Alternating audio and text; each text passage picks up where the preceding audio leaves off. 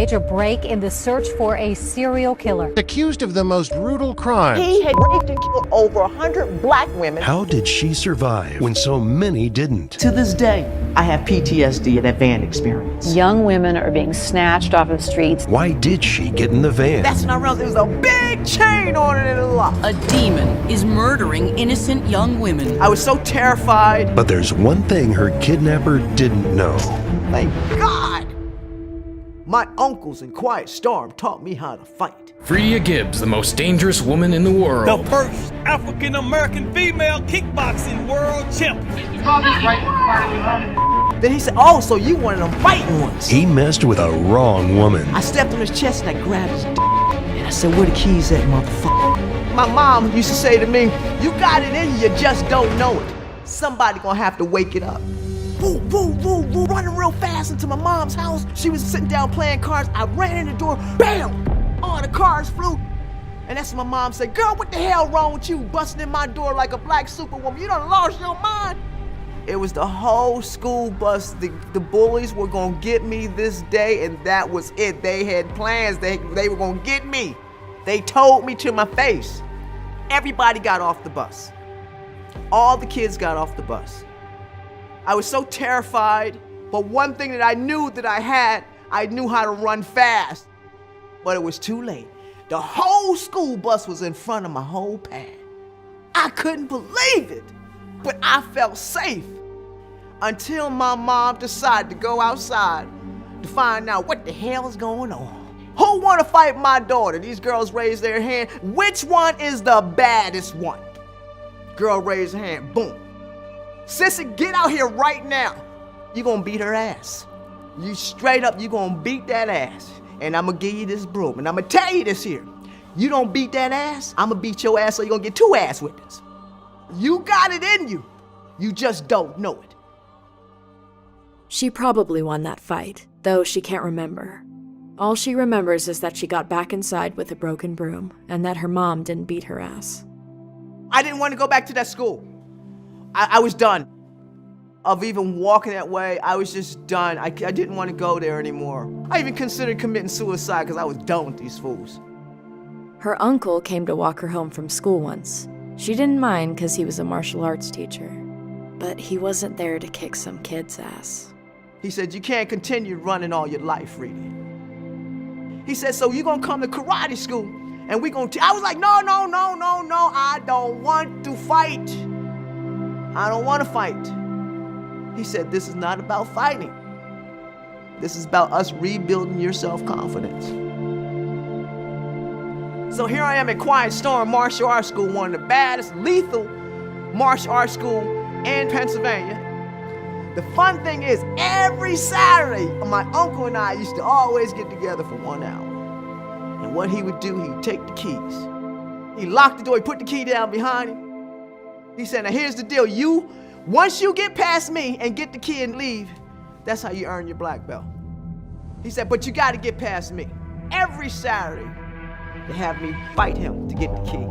For years, him and I, we fought, boom, boom, boom. There are many times I would get close to the door, to get the key, and he'd push me back, and I get close, and push me back. And I would always think about that, when I got home. Yeah, I got that close to that key, I can get that baby. I know I can. So I'll never forget that day when him and I, we went at it. Boom, boom, boom, boom, boom. I got the key, opened the door, and walked out. I'll never forget him saying, now you've earned your black belt. Once I got that key, I was always getting the key. He couldn't beat me anymore. As her skills got more and more advanced, she began competing in tournaments. For the first time in her life, she felt in control, and she loved it. But just as she was starting to gain some confidence, a wolf was waiting for her, right around the corner. That was in 1993. These girls had invited me to a domino game. So I go on down, we play dominoes around all these people that I don't know. They're constantly giving me drinks left and forth, but I don't drink. I just wanted to go home. I had no idea that I was gonna be there this late. So dude says, I'll take you home. I took the ride. I get in, and I'll never forget when he shut the door. The sound of the door is what got me. The way it was shut. I heard something.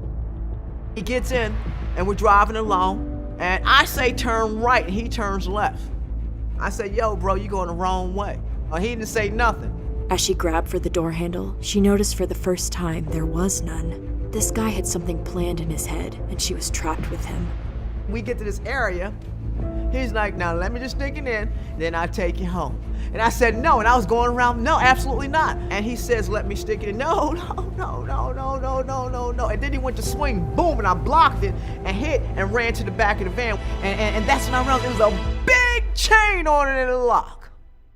Then he said, oh, so you one of them fighting ones. I said, where's the keys at? It's one thing getting the key from my uncle, but it's another thing getting the key from somebody who's trying to rape you.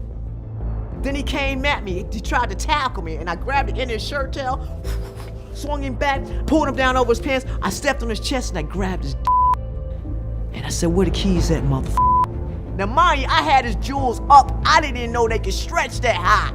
He was yelling. He said, they're in my pocket. I said, which one? I grabbed him.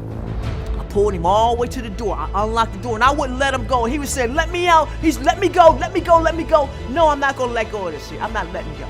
I unlocked the door and I said, listen, when a bitch says no, she means no. And I walked him, bam! Then I left. And I had the keys and I tossed them. That way he couldn't catch me. She didn't know it yet, but the man would later be arrested and identified as the Grim Sleeper. Major break in the search for a serial killer. He's accused of the most brutal crimes, at least 10 victims over a 25-year period. I called my mom, and I told them this freaking guy just tried to rape me. He tried to rape me. I said, I want to get out of here. I was done in California. So they got me on the next plane out. My family was at the airport, and I told them everything that happened. They said, just forget about it. You know, it was a fight, just forget about it. Then suddenly, through this hell, I get a phone call to fight for the world title.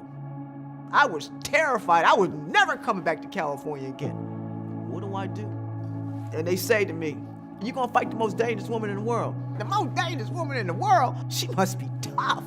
So I had to go to my mom. So they want me to fight the most dangerous woman in the world. My mom said, how the hell can she be the most dangerous woman in the world when I am? You go out there and tell her I said that you're the one that her mama warned her about. And she gave me a hug, saying to me, you are a star. And your job is to let the world know that you're a star. Press conference time come. Here comes the most dangerous woman around. She was looking fly. So she comes up to me, she says, I looked on the map and I couldn't find Chester. And then everybody started laughing. They was flipping. I just stepped forward to her. I said, you know what? Not only will you find Chester on the map tonight, but I want you to know that I'm the one your mama warned you about. Here I am walking out to the arena, and I'm just keeping my eyes on the ring. I just kept my eyes on the ring. This one voice say, that's the black girl who came here to get knocked out. And I said, tonight, we are going to shock the world. First round, bam, bam, bam. I gave a little something, let her know, you know, hey, look, not tonight. Second round, she busted me up. Third round, we going at bam, bam, bam. And I'll never forget this as long as I live. My legs was getting tired. And I saw myself fall. So I had to reach within me, ask for help. Father, my legs are getting tired, help me. When I said that, boom! You know, I saw, bam! She spin again, bam! Just like that, and it was over. The second the bell rang, a picture was taken, freezing forever in time her victory. The referee of the event, he said, when Muhammad Ali knocked out Sonny Liston, that's the magnitude of this picture. He said, when I raised your hand, I have never heard a roar that powerful before in my life. But what hit Fredia when she saw it was the clock on the wall. That's when she realized she had done something really special. Looked up, 8/16, my mama's birthday. I had no clue how she was showing me how to use my powers. Because that's what a lot of us tend to forget, that we carry certain powers. My mom used to say to me, you got it in you, you just don't know it. Somebody gonna have to wake it up. This is what this life is all about. Winning. Leaving this place with our hands raised. Because we all have a race to win. Because life is full of challenges, and I won't let nothing stop me now. I will be out there plunging hard and how. A superstar I intend to be. Fredia the Cheetah Gibbs is what the world shall call me. Cause world, ain't no stopping me now. I have many plans and how. There are too many forks in the roads and problems I must bear, but with the will to make it, my strength can't be compared. It is like I once said before, with a smile on my face. Ain't no stopping me now, world, cause I intend to win my race.